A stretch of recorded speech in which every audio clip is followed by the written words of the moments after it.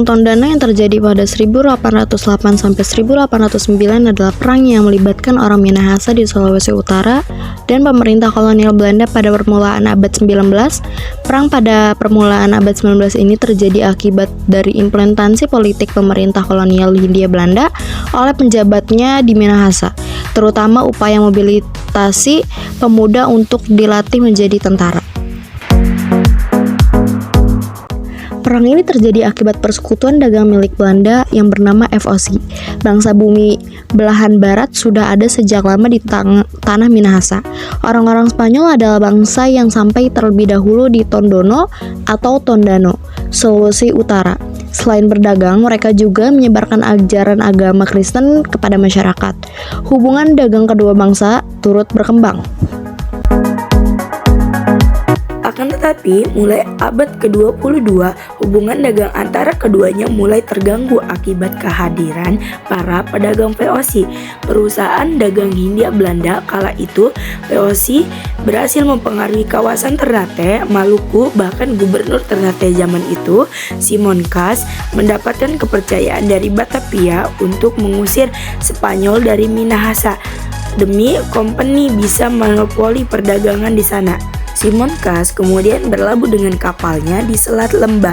Meskipun area pantai timur Minahasa, para pedagang dari Spanyol dan Makassar yang semula bebas berdagang mulai terusik dan akhirnya tersingkirkan akibat ulah VOC. Padahal sebelum VOC berkuasa, orang Minahasa mempunyai hubungan dagang yang baik dengan bangsa Spanyol yang akhirnya tersingkirkan. Lalu, setelah tersingkirkannya bangsa Spanyol dan Makassar di Tondano, VOC berusaha memaksakan berkehendak agar rakyat Minahasa menjual berasnya kepada VOC dan hanya kepadanya.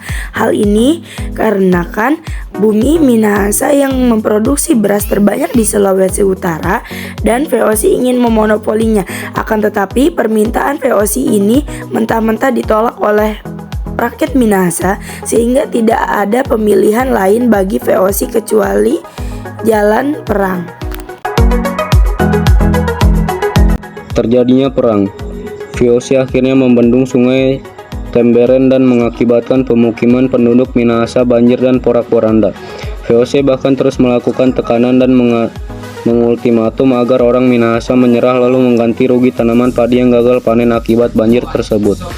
Namun perkiraan VOC agar orang-orang Minahasa akan menyerah lalu mengganti rugi nyatanya tidak sesuai ekspektasi. Hal tersebut malah sama sekali tidak dihiraukan oleh warga Minahasa. Ultimatumnya tidak berhasil dan membuat Simon Cas terpaksa memundurkan VOC ke Manado. Hal ini justru menambah masalah lantaran hasil pertanian Minahasa yang menumpuk, sehingga orang Minahasa akhirnya memutuskan untuk menjalin kerjasama dengan VOC. Orang-orang Minahasa kemudian memindahkan perkampungannya ke sekitar Danau Tondano, dan pemukiman tersebut diberi nama Minawonua, yang berarti ibu negeri, sekaligus menandai akhir dari Perang Tondano L.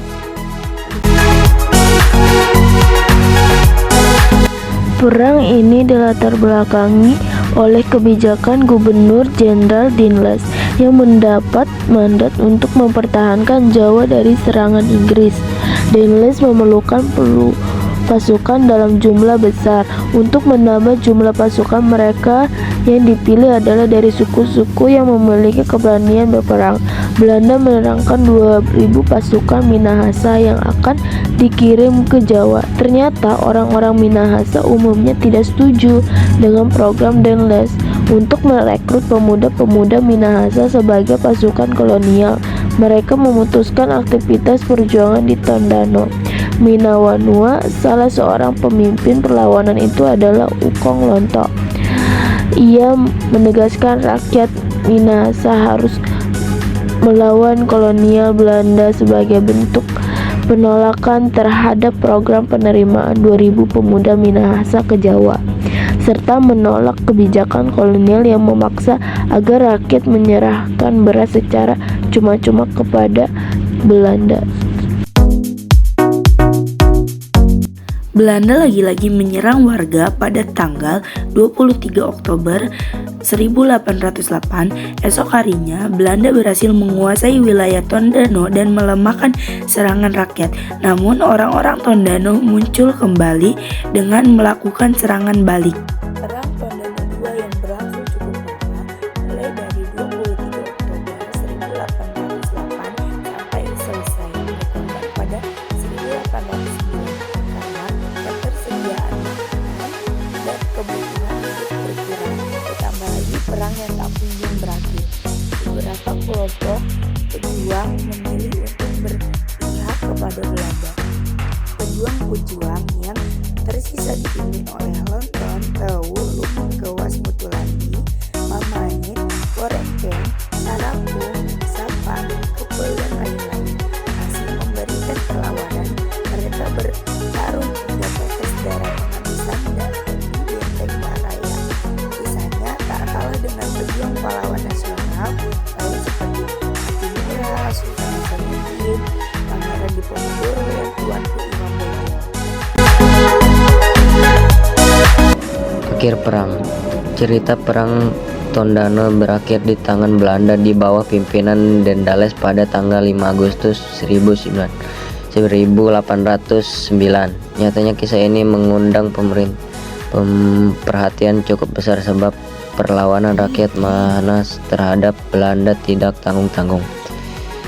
Minar matahari di ufuk timur tidak lagi menyambut Minawan, tetapi bersedih melihat kehancuran piung-piung dan mayat-mayat berserakan.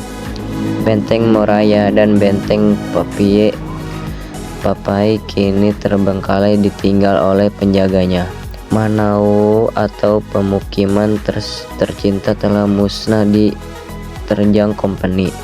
Walaupun kalah, para pejuang memilih untuk mati daripada menyerah. Salah satu dampak terbesar dari kalahnya pejuang Manasa adalah jatuhnya wilayah kepada pemerintahan Hindia Belanda.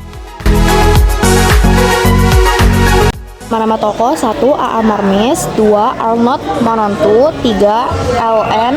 Palar, 4. Sam Ratulangi.